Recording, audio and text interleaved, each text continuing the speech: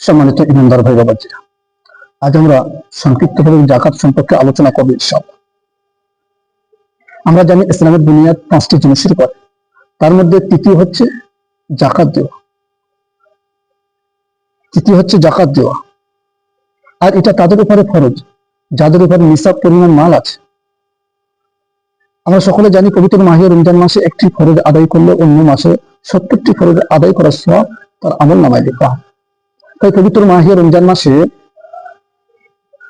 নিজেদের জাকাত আদায় করা ভালো, তবে বছর পুরো হলে তার উপরে জাকাত ওয়াজিব হয়ে যায়। অতএব যদি রমজান মাসের উদাহরণস্বরূপ 5 মাস আগে যদি জাকাত পুরো হয়ে যায়, তাহলে তার উপরে জাকাত ওয়াজিব হয়ে যায়।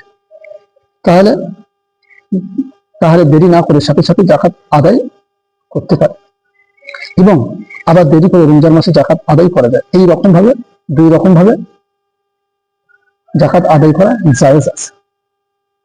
আমাদের সকলকে এই ভিডিওটা বেশি বেশি শেয়ার করে অন্যজনকে জানার সুযোগ করে দিন ইনশাআল্লাহ।